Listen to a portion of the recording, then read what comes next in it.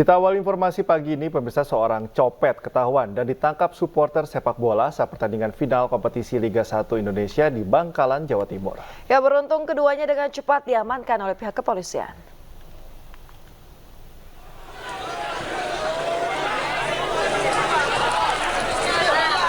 Pemirsa, keributan nyaris pecah di luar Stadion Gelora Bangkalan saat para supporter berhasil menangkap seorang pria yang diduga pelaku pencopetan. Mereka menggiring pelaku dari atas tribun hingga keluar stadion. Namun puluhan polisi yang berada di sekitar titik keributan langsung mengamankan pelaku. Supporter Madura United yang berada di lokasi mengaku beberapa saat sebelum insiden tersebut sudah ada beberapa supporter yang menjadi korban pencopetan. Tidak hanya supporter, pemirsa, bahkan seorang petugas keamanan juga menjadi korban pencopetan. Laga final Liga 1 Indonesia antara tuan rumah Madura United dengan tim tamu Persib Bandung berjalan lancar. Persib Bandung berhasil mengalahkan tuan rumah dan keluar sebagai juara dan bisa pulang dengan aman usai pertandingan.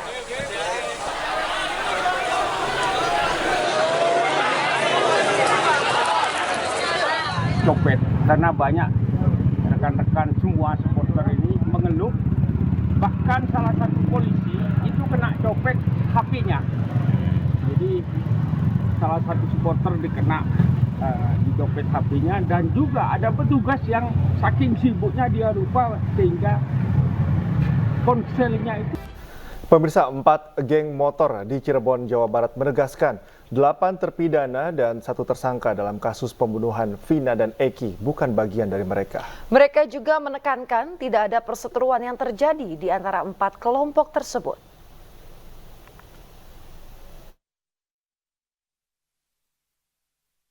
Kasus pembunuhan sejoli Vina dan Eki pada 2016 silam disebut terjadi karena ada pertikaian antara anggota geng motor di Cirebon, Jawa Barat. Sekelompok geng motor disebut bertindak brutal dengan menganiaya, memperkosa, dan membunuh korban. Namun, 4 geng motor di Cirebon, Jawa Barat, yaitu XTC, Moonraker, Connect, dan GBR, menegaskan 8 terpidana dan 1 tersangka dalam kasus pembunuhan Vina dan Eki bukan bagian dari mereka, termasuk Peggy Setiawan. Sementara salah satu korban, Eki, yang merupakan kekasih Vina, adalah anggota kelompok XTC Cirebon.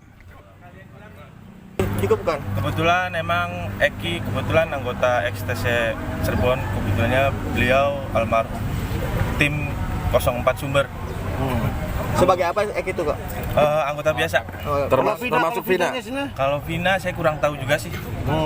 Mungkin dia bisa disebut pacarnya Eki sih. Cuman kalau untuk anggota ataupun ya mungkin lebih jauhnya simpatisan lah. Kalau pelaku kenal nggak? Ada yang kenal? Sampai saat ini saya nggak ada yang kenal sama sekali. Berarti bukan anggota? Bukan. Motor juga? Dari keseluruhan 8 pelaku yang ada, mungkin XTC nggak ada yang mengenal, atau GBR pun nggak ada yang mengenal, Moonraker nggak ada yang mengenal, Connect pun sama nggak ada yang mengenal. Para anggota geng motor ini juga menegaskan tidak ada konflik yang terjadi di antara sejumlah geng motor di Cirebon. Mereka berharap polisi segera menuntaskan kasus ini secara adil, transparan, dan profesional. Dari Cirebon, Jawa Barat, Miftahudin, iNews melaporkan. Tim kuasa hukum Peggy Setiawan mengajukan penangguhan penahanan dan meminta salinan BAP ke Polda Jabar. Dalam BAP ulang, pemirsa, 5 dari 6 terpidana mengaku Peggy bukanlah pelaku pembunuhan Vina dan juga Eki.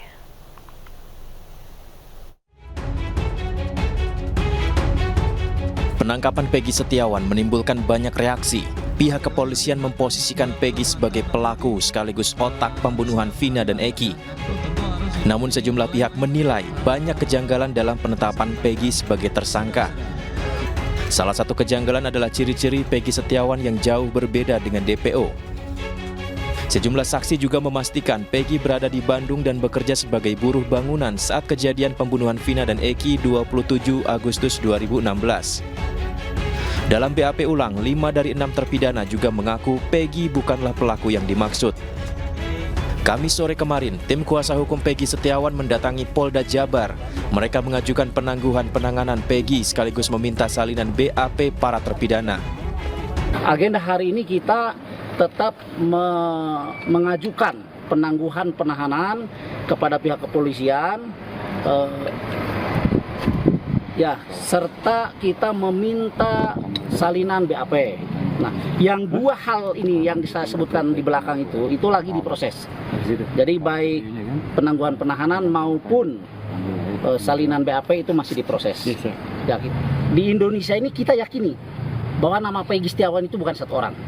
Itu saja, ya. Di Indonesia ini kita yakini nama Peggy Setiawan itu bukan satu orang.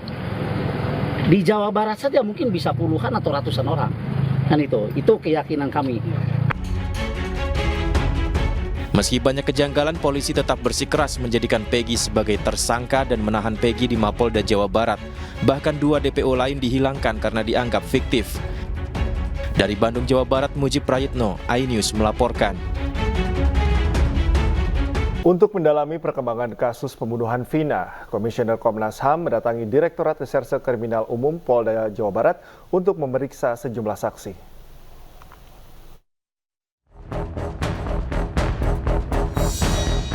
Komisi Nasional Hak Asasi Manusia mendatangi Polda Jabar. Hal tersebut dilakukan guna mendalami aduan dugaan pelanggaran HAM di kasus Vina. Komnas HAM menuturkan telah memeriksa sejumlah saksi untuk mengetahui perkembangan kasus Vina. Namun, Komisioner Komnas HAM tidak menjabarkan siapa saja yang diperiksa. Komnas HAM masih belum bisa menyampaikan hasil pemeriksaan. Saat ini, tengah dalam proses mendalami fakta-fakta serta menggali informasi dari terpidana dan juga pelaku. Nanti akan kami sampaikan setelah penyelidikan selesai ya, Pak. Ada saksi yang kami periksa tadi. Bisa disampaikan hasilnya, Bu? Belum bisa. Kalau saksi masih mendalami. Masih mendalami. Siapa? Bisa dijelaskan, Bu, saksi yang ditemui, Bu? Kami ya itu karena masih dalam perlindungan ya. Kami bisa menjelaskan. Masih dalam pelindungan LPSK. Jadi kami nggak bisa jelaskan. Artinya setelah ini masih ada pertemuan-pertemuan lain, Bu? Masih Kami masih mendalami banyak. Dengan siapa lagi? Semua saksi. Dengan terpidana nanti kita akan menggali informasi. Meski belum bisa menyimpulkan hasil pertemuan di Polda Jabar, namun Komnas HAM menyebutkan telah menerima 2 aduan pelanggaran HAM di kasus pembunuhan Vina. Dari Bandung, Jawa Barat, Muji Prayitno, iNews melaporkan. Kuasa hukum Peggy Setiawan membagikan momen perjalanan bersama teman-teman Peggy Setiawan untuk memenuhi panggilan Polda Jawa Barat. Mereka menempuh perjalanan dari Cirebon ke Bandung selama kurang lebih 2 jam. Peggy Setiawan, teman-teman kerjanya yang hari ini mau memenuhi panggilan penyidik Polda Jawa Barat. Ini sedang di tol menuju Polda Jawa Barat. Nah, ini di tengah ada Ibnu. Ya, Ibnu. Ya, ini di samping sini ada Suparman. Ya, Suparman. Nah, ini Mang Bondol, ya. Suharsono, ya. Ya.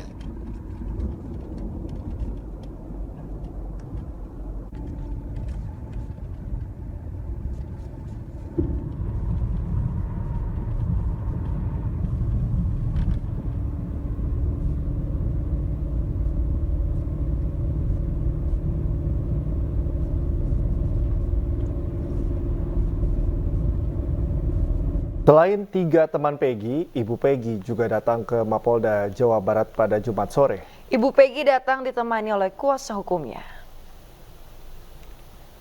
Pemirsa, Ibu Peggy Kartini tiba sekitar pukul 15 waktu Indonesia Barat kemarin bersama 3 teman Peggy, yakni Suparman, Suharsono, dan juga Ibnu. Ketiganya teman Peggy ini merupakan rekan kerja Peggy. Baik ibu dan juga ketiga teman Peggy belum keluar dari dalam ruangan Mapolda Jawa Barat. Sebelumnya, pemirsa, ayah Peggy Setiawan mendatangi Polda Jawa Barat untuk menjenguk anaknya yang dijadikan tersangka dalam kasus Vina. Ayah Peggy mengaku belum pernah bertemu dengan anaknya sejak ditangkap. Dengan didampingi kuasa hukum, ayahanda Peggy tiba di Mapolda Jawa Barat untuk menjenguk anaknya yang ditahan setelah ditetapkan sebagai tersangka dalam kasus pembunuhan Vina. Rudi Irawan mengaku belum pernah bertemu dengan anaknya setelah ditangkap dan ditetapkan sebagai tersangka. Rudi menyatakan memiliki bukti-bukti yang menguatkan keberadaan anaknya di Bandung saat pembunuhan Vina dan Eki berlangsung. Sudah disampaikan sama Pak Dendi, pengacara saya. Sementara belum. Kita setelah nanti apakah kita bisa bertemu dengan anaknya, kebetulan kita dengan tim juga ya. Nah, jadi saya dari kantor hukum Dendi Rukmantika selaku kuasa hukum daripada ayahnya PS memohon nanti izin kepada penyidik untuk bertemu dengan anaknya. Sementara pesan-pesan belum ada. Nanti kita pengen lihat dulu ke dalam. Komunikasi belum dilakukan, Pak? Belum ada komunikasi. Cuma kita mau langsung datang aja menemui beliau. Pak Rudi, apa yang dibawa Pak untuk Peggy, Pak? Ya sama bukti-bukti. Buka aja, nggak apa-apa. Bukti apa ya? Bukti apa Ya, Pak? ya nanti Bapak yang nerangin. Oke, baik. Dan terkait juga rencana pemeriksaan temannya dari Peggy ini apa mengetahui juga nih Pak? Ketahui semua, semuanya tahu semua. Iya. Hari ini ya Pak? Iya. Maaf, kalau terkait pemeriksaannya teman-temannya PS, beda tim kuasa. Ya. Pak Rudi, selain bukti-bukti ada makanan atau apa yang dibawa Pak? Nggak ada. Nggak ada. Bukti aja berarti Pak ya? Iya. Sama sekali belum ada ngobrol sama Peggy? Belum ada sama sekali, semenjak penangkapan sampai sekarang belum pernah ngobrol. Kabar terakhir juga nggak tahu Pak? Nggak tahu, iya posisi nggak tahu. Terakhir kapan Pak bertemu? Waktu sebelum penangkapan. Kapan tuh Pak? Lebih tepatnya? Waktu Ingat nggak? hari. Pemirsa, rasa sedih yang mendalam dialami seorang jemaah calon haji asal Mandailing Natal, Sumatera Utara. Beberapa jam sebelum diterbangkan ke Arab Saudi, ia batal berangkat lantaran dalam kondisi hamil.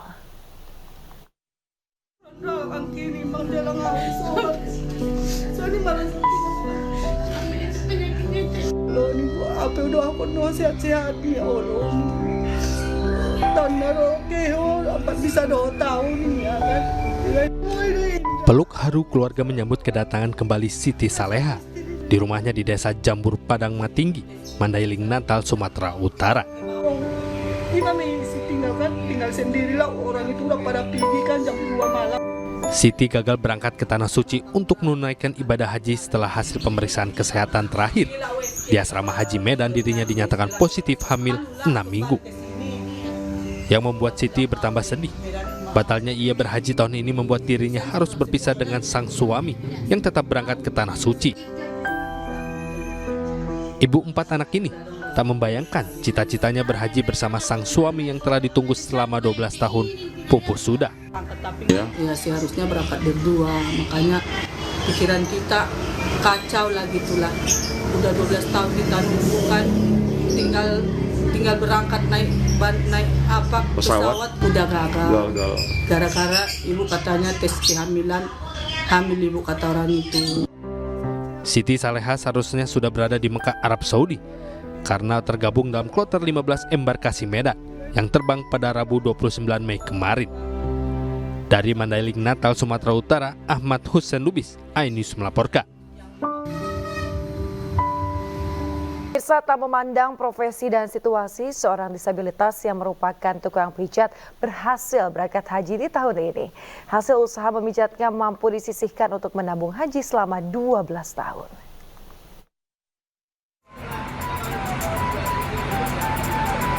...371 calon jemaah haji dari kloter 72 embarkasi Surabaya akan berangkat haji tahun ini. Salah satu calon jemaah yang berangkat dari kloter ini merupakan seorang spesial, yaitu penyandang disabilitas tunanetra yang berprofesi sebagai tukang pijat. Kasio, pria asal Bali ini berhasil menyisihkan uang pijatnya dan menabung selama 12 tahun untuk haji. Alhamdulillah. Senang ya Pak? Senang banget. Karena tahunnya berkembang, ya pertama dulu pernah 25, terus tambah tahun 30, ya sesuai dengan keadaan. Kalau sekarang ini 60.000.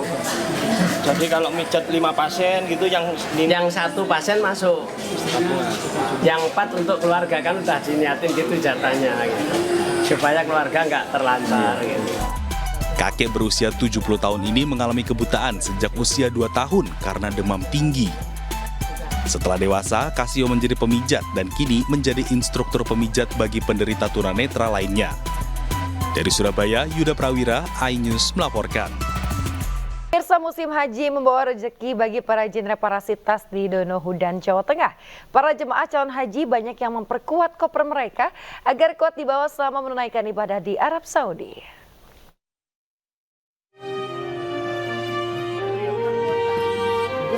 Sibuk packing? Tidak. Ini adalah aktivitas para penyedia jasa reparasi dan servis tas koper di kawasan Asrama Haji Donohu dan Boyolali, Jawa Tengah. Tak sedikit para jemaah calon haji yang memperkuat koper mereka sebelum berangkat menunaikan rukun Islam kelima nanti. Irma salah satunya. Untuk memperkuat aja, soalnya kan nanti di sana kurang lebih 40 hari, biar ininya nggak lepas. Biar aman, lebih aman ya Bu ya? Cuma ini, sininya kan mudah lepas. Oh gitu, jadi untuk apa, keamanan saja gitu. Hampir setiap hari, para perajin reparasi tas ini selalu mendapatkan pesanan. Ya, untuk membuka tas untuk kenyamanan para jamaah haji selama di sana kan 40 hari, karena sudah ada kasus yang putus gitu.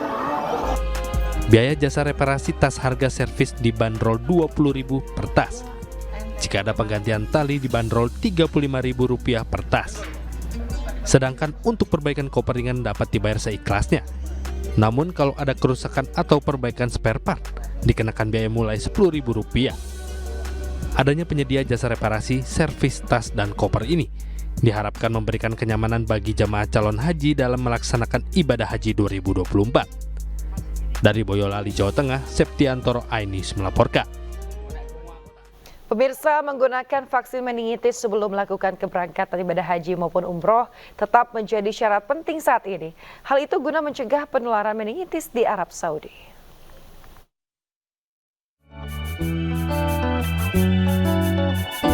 Vaksin meningitis bertujuan untuk merangsang sistem imun tubuh untuk membentuk antibodi dan melawan bakteri penyebab meningitis.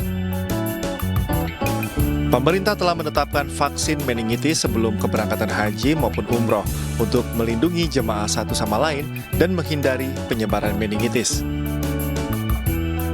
Virus meningitis atau virus yang menyerang selaput otak ini sedang menjadi perhatian karena Arab Saudi menjadi negara endemik terjadinya penyakit meningitis. Manfaat dari vaksin meningitis ini adalah untuk mencegah tertularnya penyakit meningitis, karena kita tahu di Arab Saudi tersebut itu termasuk daerah endemik meningitis. Nah, selain memproteksi diri, sebetulnya manfaatnya juga adalah melindungi orang sekitar jamaah sendiri. Jadi ada kondisi di mana jamaahnya itu sehat, tapi dia menjadi karir pembawa penyakit meningitis buat orang lain. Karena di Dr. Hub ini menurut saya nyaman sih vaksin di sini. Kliniknya bersih, terus pelayanannya baik. Nah, dan di sini juga mengeluarkan buku kuning sih, Mas. Ini untuk keperluan saya berangkat umroh bulan depan. Klinik Dr. Hub hadir menjadi solusi untuk melakukan vaksinasi yang terpercaya dan pelayanan yang baik untuk memberikan kenyamanan bagi masyarakat. Dari Jakarta, Hendri Aprila, Wildan Aulia Pratama, iNews melaporkan.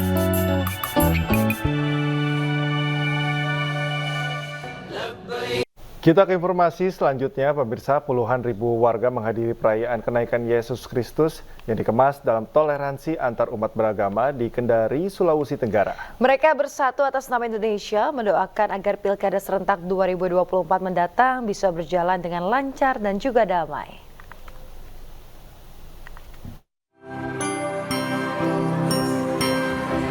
Sekitar 20.000 warga menghadiri perayaan kenaikan Yesus Kristus di surga di pelataran Tugu Religi, Kota Kendari, Sulawesi Tenggara pada Jumat petang hingga malam hari. Tidak hanya diikuti umat Kristiani, kegiatan yang dikemas dalam bentuk toleransi antar umat beragama ini juga dihadiri berbagai umat agama lain. Mereka bersatu atas nama Indonesia dan mendoakan agar Pilkada serentak 2024, khususnya di Sulawesi Tenggara, dapat berjalan lancar dan damai.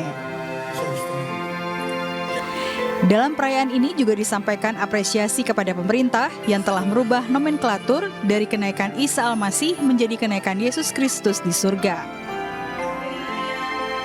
Sesuai tema kita juga di sini, artinya kita akan menjaga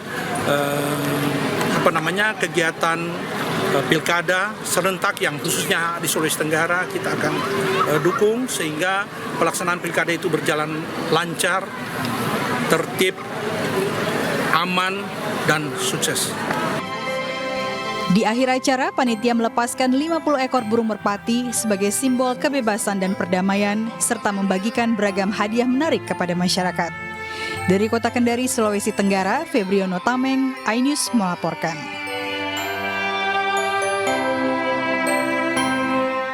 Bersama kembali di iNews Pagi bersama saya Yasmin Tania dari saya Cika Multazam. Pemirsa, ratusan massa dari Aliansi Rakyat Bone menggelar aksi unjuk rasa di kantor Komisi Pemilihan Umum Bone, Sulawesi Selatan. Pendemo menuntut Ketua KPU Bone yang diduga melakukan tindak kecurangan pada pemilu 2024 lalu untuk mundur dari jabatannya.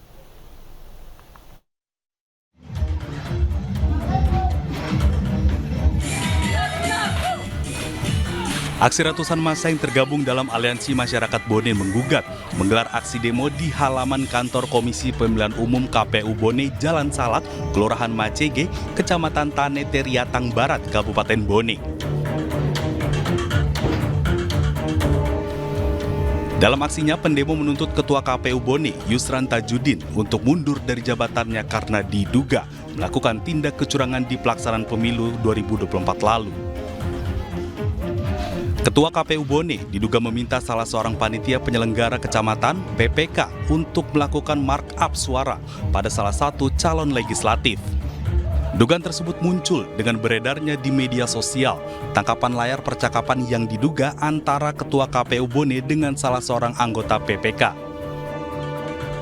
Tak hanya itu, beredar juga video melalui WhatsApp terkait percakapan yang diduga juga dilakukan oleh Ketua KPU Bone dengan PPK.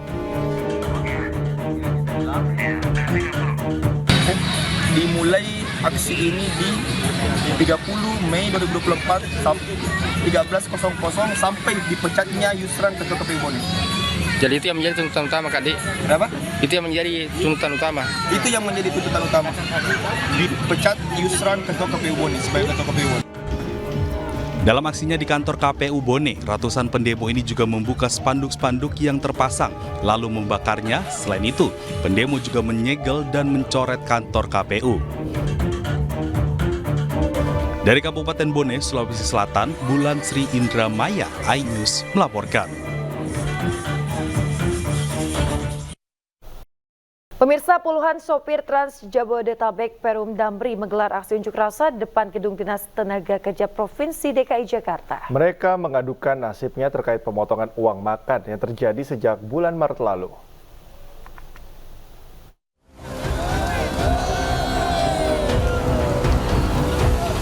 Dengan membawa beragam spanduk, puluhan sopir Trans Jabodetabek Perum Damri menggelar unjuk rasa di depan Gedung Dinas Tenaga Kerja Provinsi DKI Jakarta di kawasan Gambir, Jakarta pada Jumat pagi. Aksi ini dilakukan untuk mengadukan nasib mereka kepada pihak Dinas Ketenagakerjaan perihal pemotongan uang makan sebesar Rp55.000 per hari. Diketahui pemotongan uang seharusnya dibayarkan secara keseluruhan di akhir periode bersamaan dengan gaji mereka telah dilakukan sejak bulan Maret kemarin. Meski telah bermediasi dengan pihak perusahaan, namun massa mengaku permasalahan ini tidak membuahkan hasil. Ini sudah kami lakukan berbagai mediasi dengan perusahaan, tetapi memang kami tidak mendapatkan hasil dan kami memang mendapatkan keputusan-keputusan sepihak yang tidak atau yang sangat merugikan kami begitu. Jadi ini sudah berkali-kali, tapi langkah terakhir yang kami lakukan adalah mengadukan nasib kami karena kami sadar bahwa tidak ada satu badan pun atau serikat yang akan melindungi dan membela hak kami.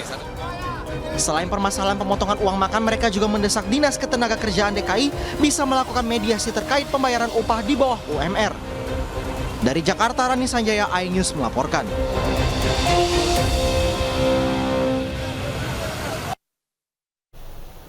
Pemirsa, aksi unjuk rasa menuntut penghapusan uang pangkal atau iuran pengembangan institusi di halaman Balai Urung Universitas Gadjah Mada Yogyakarta berlangsung ricuh. Insiden bermula saat pihak kampus hendak melakukan gladi bersih peringatan Hari Lahir Pancasila, namun di lokasi berdiri tenda mahasiswa demonstran.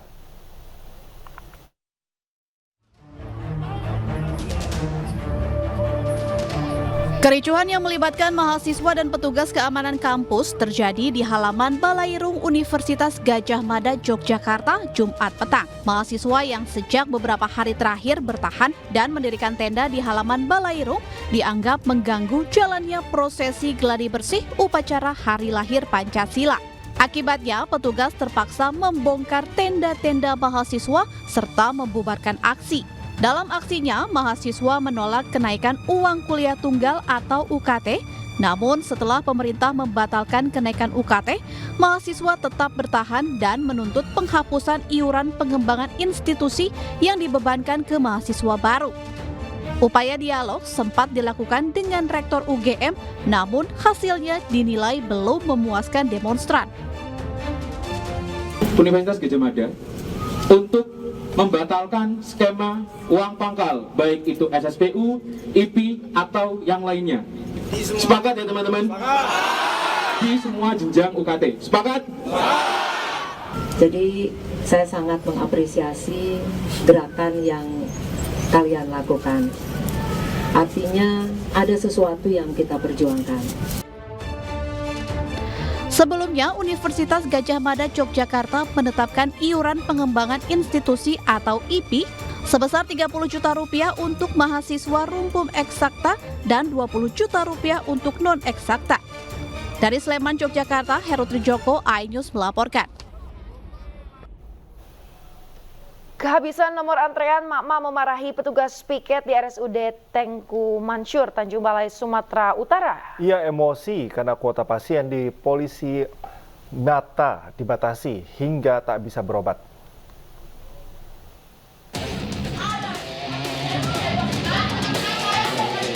Seorang emak-emak memarahi petugas pelayanan nomor antrean di Rumah Sakit Umum Daerah Tengku Mansur, Kota Tanjung Balai, Sumatera Utara. Ia meluapkan emosinya karena saat tiba di rumah sakit, nomor antrian untuk pemeriksaan di Polimata habis. Cekcok sempat terjadi karena petugas pelayanan pun tersulut emosi. Beruntung keributan antar keduanya tak berlangsung lama karena berhasil diredam keluarga pasien. Dari keterangan pihak rumah sakit, habisnya nomor antrian karena setiap poli memiliki kuota per harinya. Sudah habis semua nomor antriannya. Tapi ibu itu nggak mengerti lah begitu. Dia marah-marah. Ketika kami datang, kami cek di tempat antrian, ternyata sudah habis di Polimata itu. Syarat dan Untuk memperbaiki pelayanan, pihak rumah sakit akan menentukan waktu pembukaan pengambilan nomor antrian secara manual. Warga yang berobat juga bisa mengambil nomor antrian secara online. Dari Tanjung Balai, Sumatera Utara, Ulil Amri, iNews melaporkan. Pemirsa, pemerintah melalui Kementerian ESDM bersama PT Pertamina Patraniaga akan memperlakukan aturan penyertaan KTP setiap pembelian gas LPG 3 kg mulai hari ini 1 Juni 2024. Ya, penggunaan iktp untuk memastikan pemberian subsidi tepat sasaran.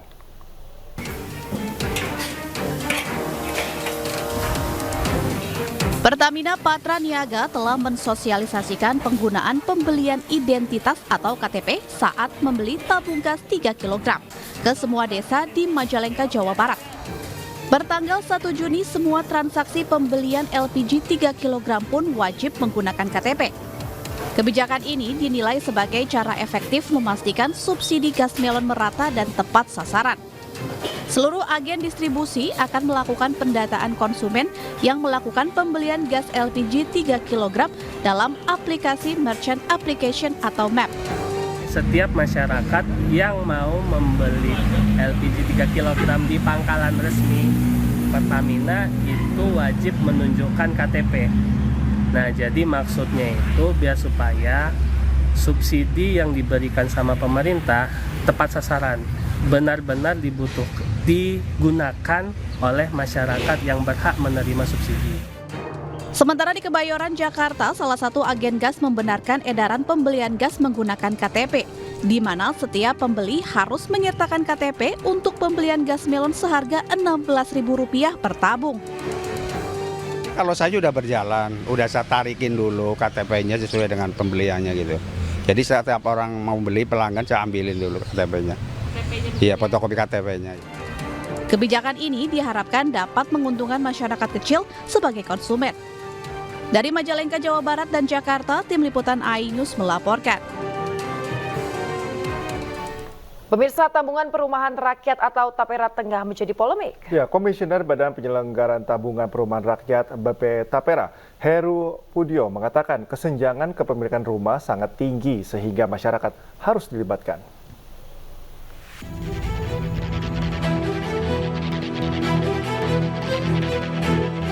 Tabungan Perumahan Rakyat atau TAPERA tengah menjadi perbincangan dan menuai reaksi dari para pekerja juga pengusaha.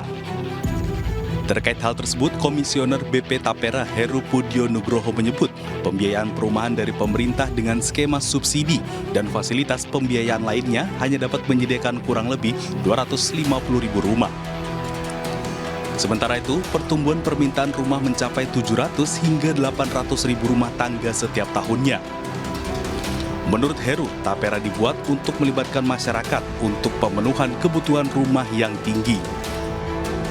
Bahwa mengacu pada indeks keterjangkauan residensial, harga rumah dikategorikan terjangkau apabila tidak lebih dari 3 kali penghasilan rumah tangga dalam setahun atau maksimal indeks 3.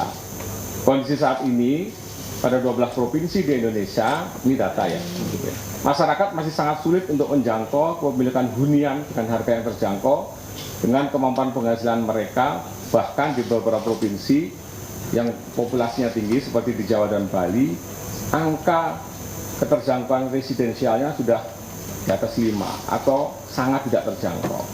Permasalahan ini terjadi di hampir semua segmen baik MBR, kelas menengah maupun pekerja kelas atas. Nah, dari sini kemudian TAPERA hadir, ya, sesuai amanah Undang-Undang Nomor 4 2016 tentang TAPERA, ya, untuk meningkatkan kemampuan atau affordability masyarakat. Penyelenggaraan TAPERA diatur dalam Peraturan Pemerintah Nomor 21 Tahun 2024 yang telah diteken Presiden Jokowi pada 20 Mei silam. Heru menjelaskan dalam pasal 155 ayat 1 dijelaskan besaran simpanan yang ditetapkan sebesar 3% dari gaji atau upah untuk peserta pekerja mandiri. Angka 3% ditanggung oleh pemberi kerja sebesar 0,5%, sedangkan sisanya 2,5% ditanggung oleh pekerja. Ya pemirsa, pemerintah mewajibkan pekerja baik PNS, pegawai swasta maupun pekerja mandiri atau freelancer untuk ikut program simpanan tabungan perumahan rakyat atau TAPERA. Berdasarkan aturan tersebut, gaji para pekerja akan dipotong sebesar 3% setiap bulannya.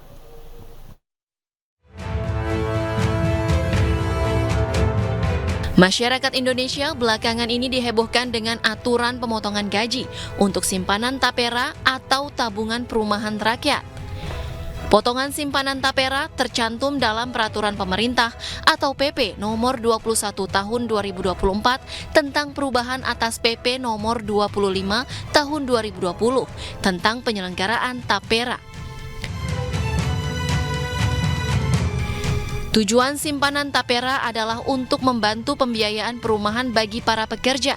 Pekerja yang wajib menjadi peserta adalah pekerja dengan usia minimal 20 tahun atau sudah menikah dan memiliki penghasilan paling sedikit sebesar upah minimum peserta TAPERA. Pekerja yang dimaksud adalah PNS, ASN, TNI Polri, pegawai BUMN, pekerja swasta, dan pekerja mandiri atau freelancer.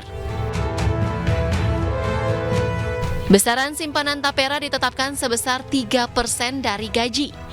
Untuk peserta pekerja, 0,5% akan ditanggung pemberi kerja dan 2,5% sisanya ditanggung pekerja. Sementara untuk pekerja mandiri atau freelance menanggung beban potongan seluruhnya sesuai penghasilan yang diterima. Presiden Joko Widodo meyakini simpanan TAPERA akan bermanfaat untuk masyarakat meski menimbulkan pro dan kontra. Ya semuanya dihitung lah. Biasa dalam kebijakan yang baru itu pasti masyarakat juga ikut berhitung, mampu atau nggak mampu, berat atau nggak berat. Seperti dulu waktu BPJS di luar yang BPI yang gratis 96 juta kan juga rame, tapi setelah berjalan kan saya kira merasakan manfaatnya bahwa rumah sakit tidak dipungut biaya, hal-hal seperti itu yang akan dirasakan setelah berjalan. Kalau belum biasanya pro dan kontra. Sementara itu, Menteri Pekerjaan Umum dan Perumahan Rakyat Basuki Hadi Mulyono menjamin bahwa simpanan TAPERA akan menjadi tabungan bagi masyarakat. TAPERA itu memang itu tabungan, bukan dipotong terus hilang. Itu tabungannya anggota untuk nanti dia mendapatkan tabungannya itu untuk mendapatkan bantuan untuk membangun rumahnya. Itu sudah sejak 5 tahun yang lalu kita tunda dengan tapera yang sudah ada sekarang. Itu sudah 5 tahun yang lalu. Tapera yang pertama kali dibentuk itu untuk menurut Menteri Keuangan untuk membina kredibilitas dulu. Jadi tidak langsung kena pada tahun pertama dulu. Nah, ini sudah 5 tahun, sudah ganti pergantian pengurus kan. Nah, ini dimulai dengan sudah disetujuinya oleh Bapak Presiden. Pemerintah memberikan waktu untuk pendaftaran pekerja kepada Badan Pengelola Tapera paling lambat pada tahun 2007.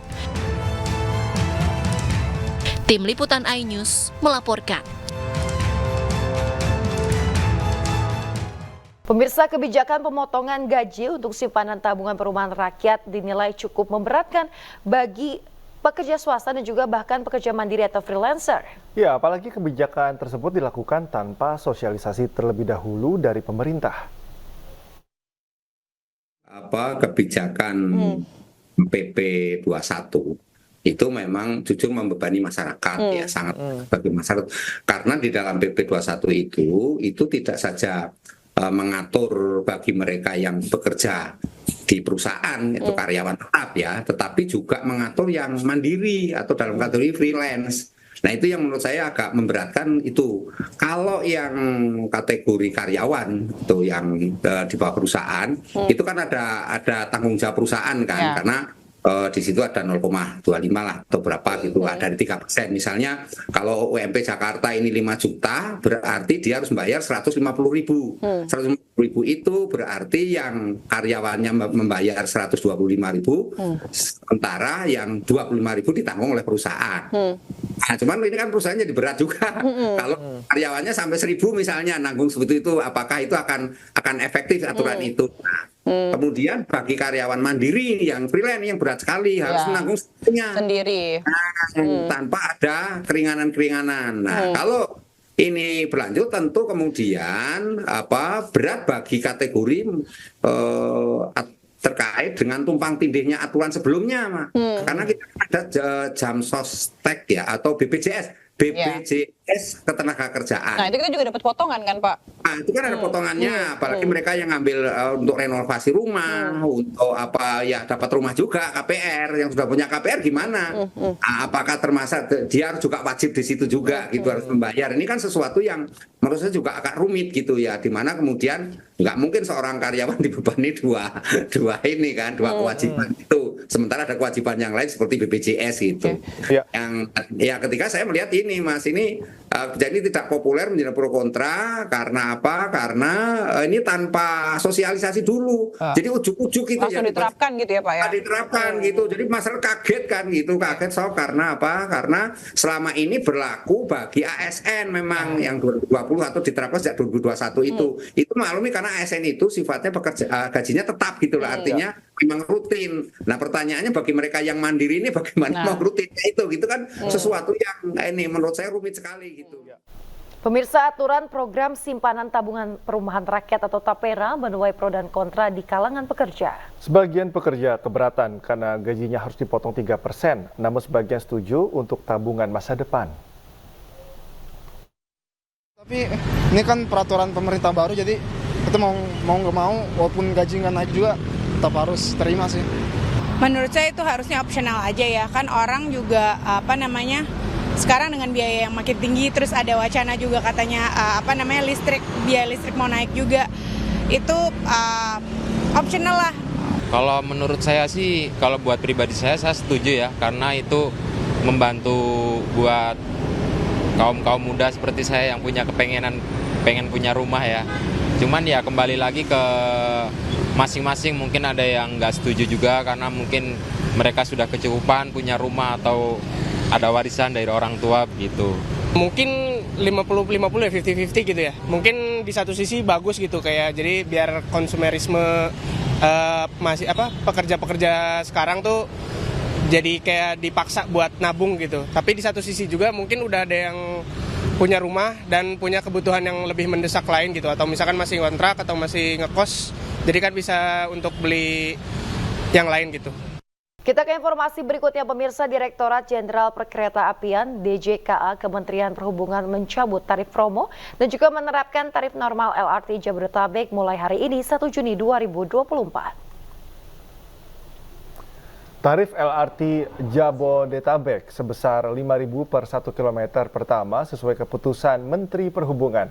Penerapan tarif normal ini sekaligus mengakhiri masa berlaku tarif promo yang telah berlangsung sejak 22 Oktober 2023 hingga 31 Mei 2024. Dalam penerapan tarif normal ini tidak terdapat perubahan waktu jam sibuk. Meski tarif promo telah berakhir pada tahap awal, Kementerian Perhubungan masih memberlakukan tarif maksimal seperti masa tarif promo sebesar Rp10.000 pada hari kerja di luar jam sibuk, akhir pekan, dan juga libur nasional.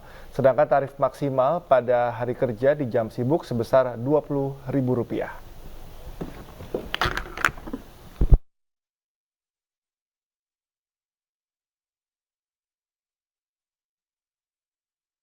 Kembali di Ainis Pagi bersama saya Cika Mutazam dan rekan Yasmin Atania. Kita ke informasi berikutnya, pemirsa. Kebakaran melanda 2 rumah di kawasan Sunter Agung, Tanjung Priok, Jakarta Utara. Kebakaran diduga akibat korsleting listrik.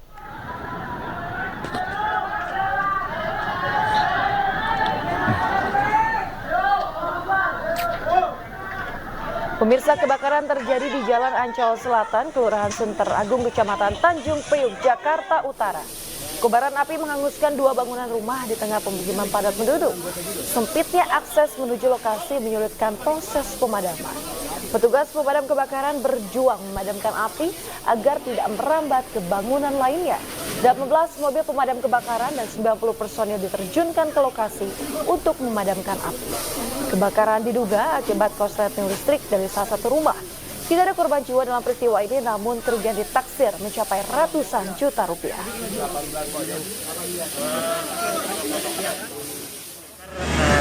Bangunan semi permanen, untuk sementara ini diduga dari korsleting listrik. Itu yang terbakar ada berapa bangunan, Pak? Untuk ini dua bangunan. 2 bangunan. Oke, untuk proses pemadamannya tadi seperti apa, Pak? Apakah ada kesulitan, Pak, atau ada kendala? Ada sedikit kendala terkait jalan akses yang sangat sempit. Pemirsa, seorang copet ketahuan dan juga ditangkap supporter sepak bola saat pertandingan final kompetisi Liga 1 Indonesia di Bangkalan, Jawa Timur. Ya, beruntung keduanya dengan cepat diamankan oleh pihak kepolisian. Keributan nyaris pecah di luar Stadion Gelora Bangkalan saat para supporter menangkap seorang pria yang diduga pelaku pencopetan. Mereka menggiring pelaku dari atas tribun hingga keluar stadion. Namun puluhan polisi yang berada di sekitar titik keributan langsung mengamankan pelaku. Supporter Madura United yang berada di lokasi mengaku beberapa saat sebelum insiden tersebut sudah ada beberapa supporter yang menjadi korban pencopetan. Tak hanya supporter, bahkan seorang petugas keamanan juga menjadi korban pencopetan. Laga final Liga 1 Indonesia antara tuan rumah Madura United dengan tim tamu Persib Bandung berjalan lancar. Persib Bandung berhasil mengalahkan tuan rumah dan keluar sebagai juara dan bisa pulang dengan aman usai pertandingan. Ada copet karena banyak rekan-rekan semua supporter ini mengeluh. Bahkan salah satu polisi itu kena copet HP-nya. Jadi salah satu supporter dikena dicopet HP-nya, dan juga ada petugas yang saking sibuknya dia lupa sehingga ponselnya itu kena. Pemirsa, ribuan bobotoh tumpah ruah ke jalan protokol di Kota Bandung, Jawa Barat merayakan pencapaian Persib yang berhasil menjuarai Liga 1 2023-2024. Ya, Yasmin dan pemirsa, dan tak hanya di Bandung, ribuan bobotoh di Bogor juga turut merayakan gelar juara Persib Bandung.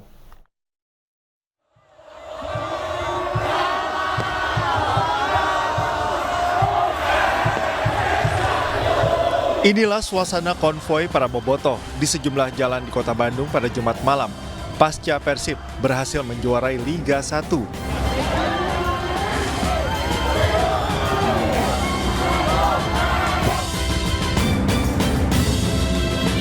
Ribuan bobotoh turun ke jalan untuk merayakan juara setelah mengalahkan Madura United dengan agregat 6-1.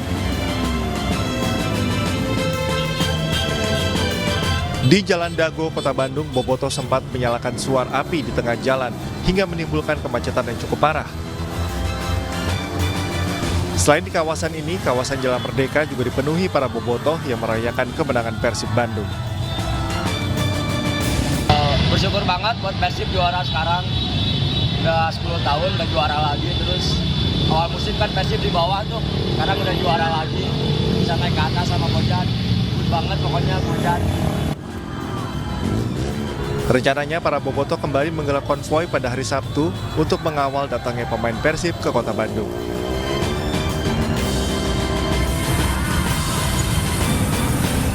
Sementara itu di Kota Bogor, Jawa Barat, ratusan supporter Persib Bandung konvoi keliling kota atas kemenangan Persib Bandung melawan Madura United di Kota Bogor, Jawa Barat.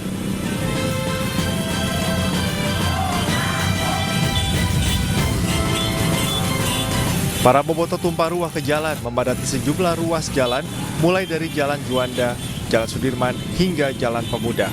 Aksi konvoi ini juga membuat lalu lintas mengalami kemacetan. Persib Bandung menjadi juara Liga 1 usai menumbangkan Madura United dalam laga leg kedua final Championship Series dengan skor 3-1 di Stadion Gelora Bangkalan, Madura, Jawa Timur.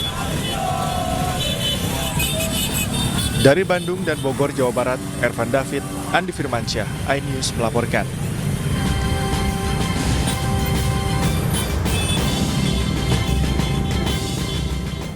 Pemirsa, Persija Jakarta dan Selangor FC akan bertemu di partai final RCTI Premium Sports 2024 yang digelar di Jakarta International Stadium pada 2 Juni mendatang. Di pertandingan pertama, Selangor FC berhasil menaklukkan Sabah FC dengan skor 3-2, sementara Persija menang tipis 1-0 atas PSIS Semarang.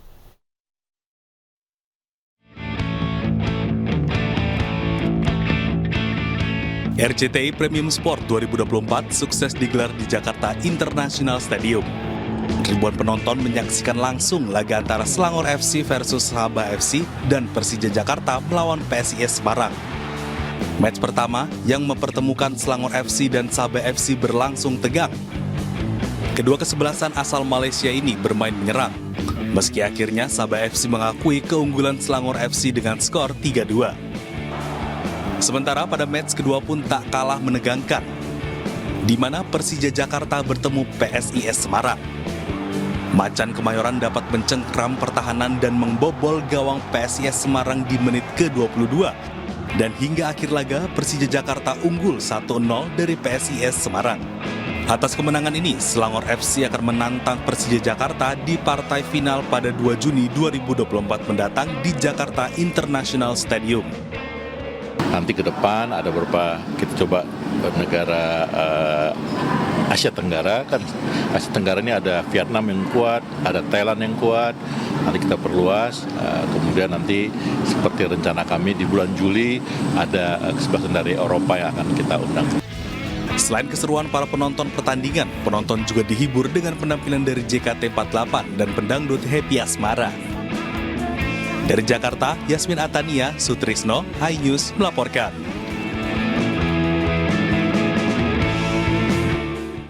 Pemirsa, Miss World 2023 Christina Psikova bersama Miss Indonesia 2022 Audrey Vanessa menonton langsung pertandingan sepak bola RCTI Premium Sports 2024 di Jakarta International Stadium. Ya, Miss World ke-71 tersebut mengaku pengalaman nobar pertandingan sepak bola di Indonesia sangat menakjubkan.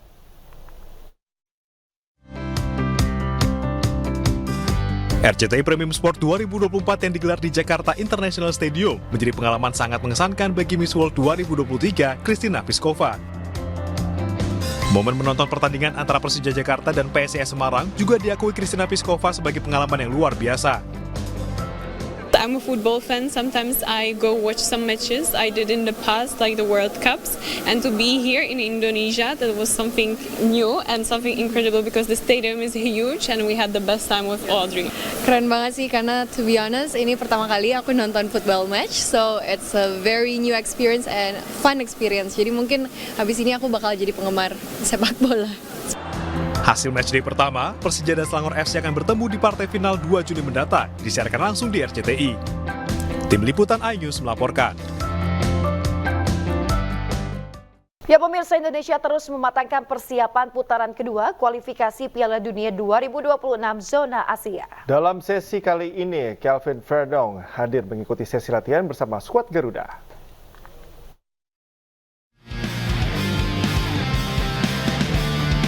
Timnas Indonesia berlatih pada Jumat pagi di Stadion Madia Senayan jelang putaran kedua kualifikasi Piala Dunia 2026 zona Asia yang akan mempertemukan Indonesia melawan Irak dan Filipina. Dalam sesi kali ini, Kelvin Verdong hadir mengikuti sesi latihan bersama skuad Garuda. Padahal Verdong masih belum resmi menjadi WNI karena berkasnya masih diurus di DPR RI. Kehadiran Verdong sendiri memang merupakan permintaan dari pelatih Shin Tae-yong. Hari ini Verdong sudah ikut bersama-sama latihan dengan timnas. Memang itu keinginan dari Pak Ketua Umum dan tentu atas permintaan dari Shin Tae-yong agar supaya Verdong bisa bergabung, dan alhamdulillah pagi ini sudah bergabung. Tujuannya supaya Shin Tae-yong tahu, Coach Shin tahu kondisi Verdong sendiri dan segera bisa menyatu sambil menunggu proses naturalisasi yang sedang dilakukan oleh federasi. Kini proses naturalisasi Verdong tengah dipercepat. Back and Echenich Megan itu ditargetkan bisa bermain membela Indonesia saat laga melawan Filipina nanti. Dari Jakarta, Salam Rahmat, Seto Pratomo, iNews melaporkan.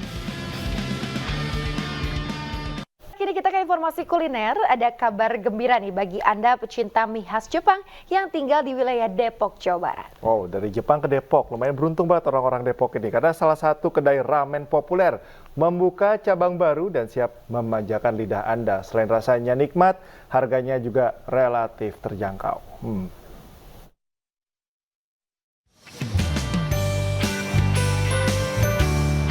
Jangan mengaku pecinta ramen kalau Anda tidak tahu ramen yang satu ini, Ramenya.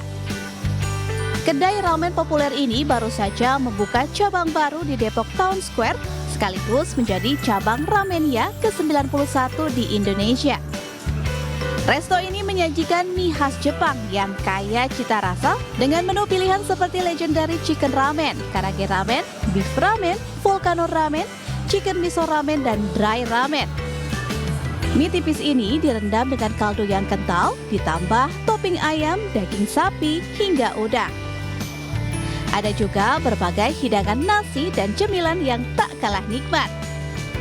Sebagai bagian dari grand opening, Ramenya memberikan promo buy one get one free dan berlaku dari tanggal 3 hingga 6 Juni 2024. Jadi di sini merupakan outlet ke-6 dan kita juga kebetulan tanggal 5 besok kita ada ulang tahun Ramenya juga di tanggal 5 Juni.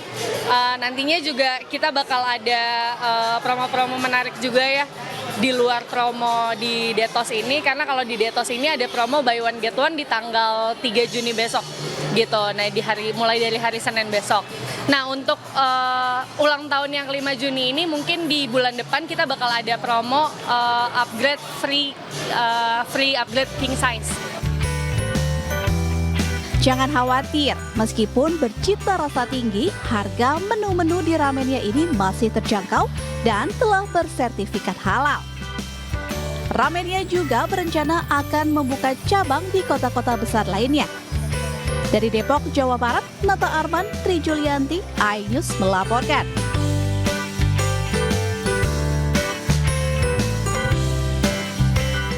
Pemirsa, produsen penyedap rasa ternama tanah air memperkenalkan serangkaian produk yang bergizi. Selain mengenalkan produk, kegiatan tersebut juga bertujuan memberikan kebaikan dan kesehatan bagi masyarakat, khususnya milenial dan juga Gen Z.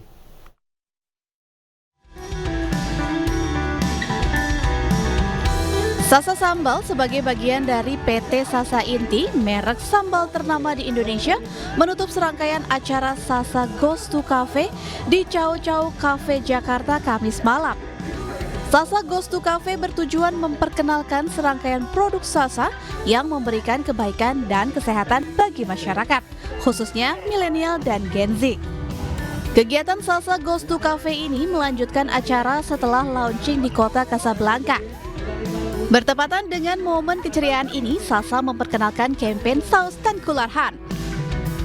Nah, pas banget nih di mana Salsa yang juga fokusnya itu memberikan kebaikan dan juga keceriaan dalam serangkaian produk-produk Salsa.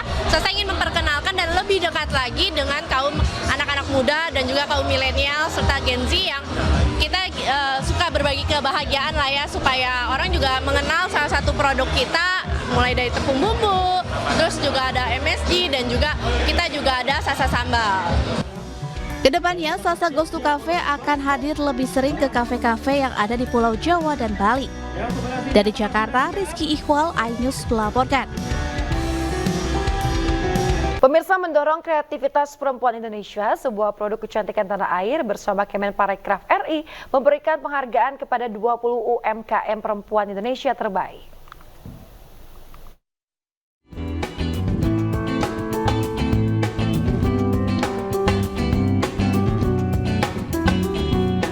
Bertemakan tangan-tangan cantik Citra, Citra kembali membuktikan komitmennya terhadap kemajuan perempuan Indonesia melalui UMKM dalam acara Citra Semasa Piknik 2024 yang digelar di kawasan Lapangan Banteng, Jakarta Pusat.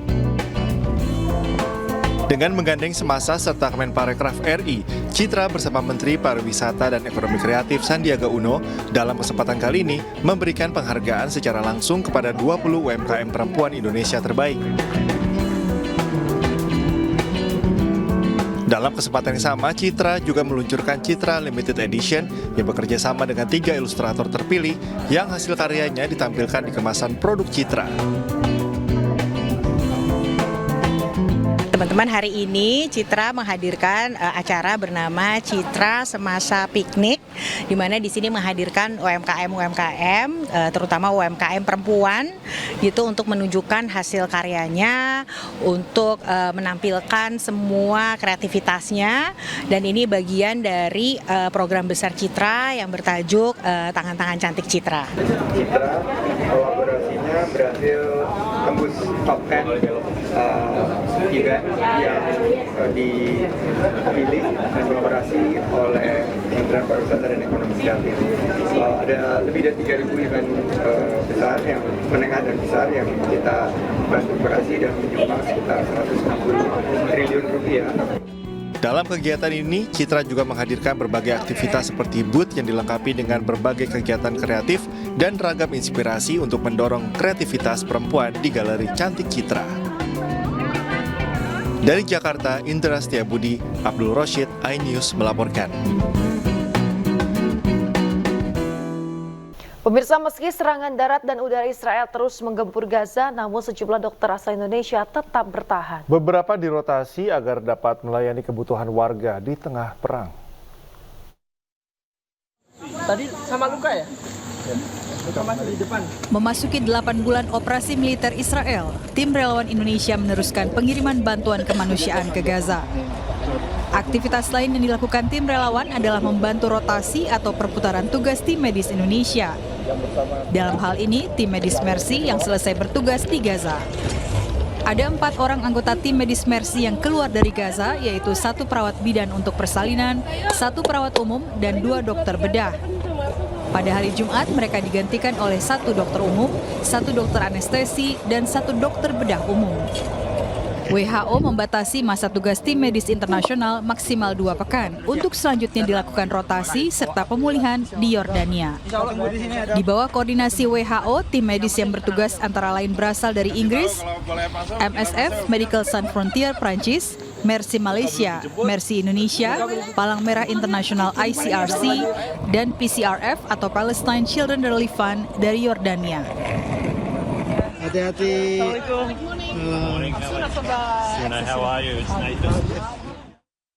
Pemirsa, untuk mengetahui informasi terkini terkait rotasi tim medis dari Indonesia, sudah ada rekan Eko Sulistyo, relawan Indonesia di perbatasan Yordania menuju Israel. Assalamualaikum, selamat pagi waktu Indonesia, Mas Eko, apa kabar? Waalaikumsalam warahmatullahi wabarakatuh. Alhamdulillah kabar baik-baik, Mbak Yasmin. Ya, baik Mas Eko. Lantas apakah saat ini rotasi tim medis masih berlangsung di sana dan bagaimana kondisi di sana saat ini? Ya,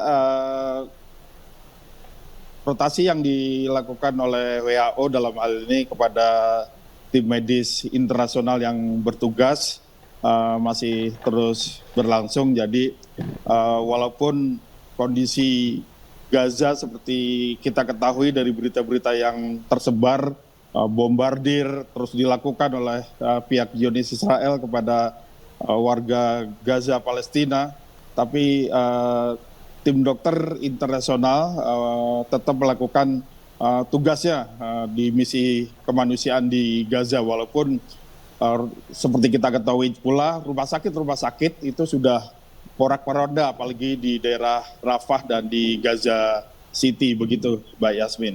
Iya, Mas Eko, sebenarnya apakah ada informasi berapa jumlah dokter asal Indonesia yang dirotasi di sana, Mas?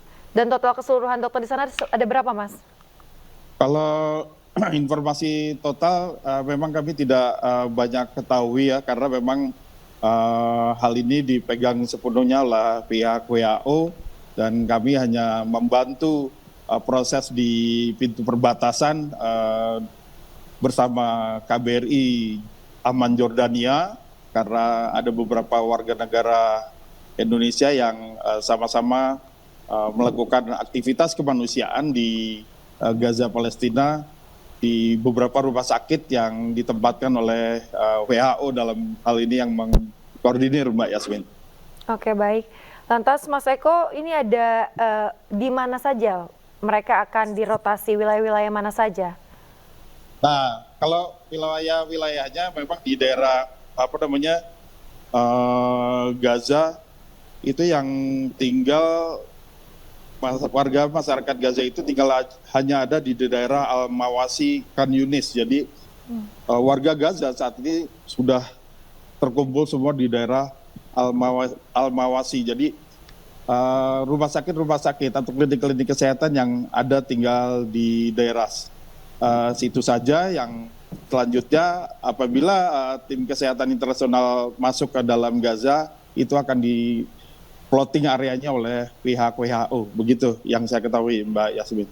Oke, lantas Mas Eko, terkait dengan peralatan medis sendiri di sana, apakah masih terpantau aman atau seperti apa, Mas? Ya, sebagai yang kita lakukan di sini juga kita adalah melakukan evakuasi terhadap anak-anak Gaza, Palestina yang memang kondisinya sangat parah ya. Jadi kalau tadi ditanyakan kondisi peralatan dan tentunya sangat minim ya, karena apalagi rumah sakit sudah banyak yang dirusak, rumah sakit yang juga udah dibombardir. Makanya kami di sini juga membantu evakuasi anak-anak Gaza yang selanjutnya dirawat lebih baik di rumah sakit yang berada di Yordania. Jadi kondisinya memang perlengkapannya kurang, sementara orang yang dirawat, orang yang perlu tindakan medis cepat dan itu harus membutuhkan penanganan cepat. Oleh karena itu banyak anak-anak Gaza yang akhirnya harus keluar dari Gaza itu sendiri terus dirawat di Jordania. Oke, baik, berarti hingga saat ini evakuasi anak-anak Gaza yang sakit parah di sana masih berlangsung ya, Mas ya? Ya, Mas, lantas terkait dengan kendala-kendala yang dihadapi di pintu perbatasan darat, ini seperti apa, Mas? Ya, jadi kendala yang kami hadapi memang pada saat evakuasi misalnya anak-anak Gaza ya, atau prosesnya kadang-kadang tidak sesuai dengan apa yang diharapkan. Misalnya pada saat mereka keluar dari Gaza terus tertahan di pemeriksaan aja yang diprediksi 1 jam misalnya, ternyata bisa sampai ulur 5-7 jam. Jadi kita menunggu cukup lama di pintu perbatasan. Dari pagi baru bisa dievakuasi malam, dari malam baru bisa dievakuasi misalnya pagi. Itu kan kendala-kendala yang dihadapi. Nah, kendala yang kedua adalah rusaknya jalan-jalan dari Gaza menuju Jordania, karena memang jalan-jalan itu udah bekas ledakan bom, bekas jalan yang dilewati tank-tank itu kan rusak semua, sehingga perjalanan yang tadinya 15 menit bisa ditempuh 2 jam, bahkan bisa 5 jam misalnya. Itulah yang kendala-kendala yang dihadapi, sehingga cukup lama proses yang harus dihadapi belum intimidasi dari pihak tentara Zionis Israel. Begitu Mbak Yasmin. Ya, baik, terima kasih banyak Mas Eko Sulistyo melaporkan langsung dari perbatasan Yordania menuju Israel. Kita harap semoga keadaan di sana pun semakin membaik. Selamat bertugas kembali, sehat selalu Mas Eko.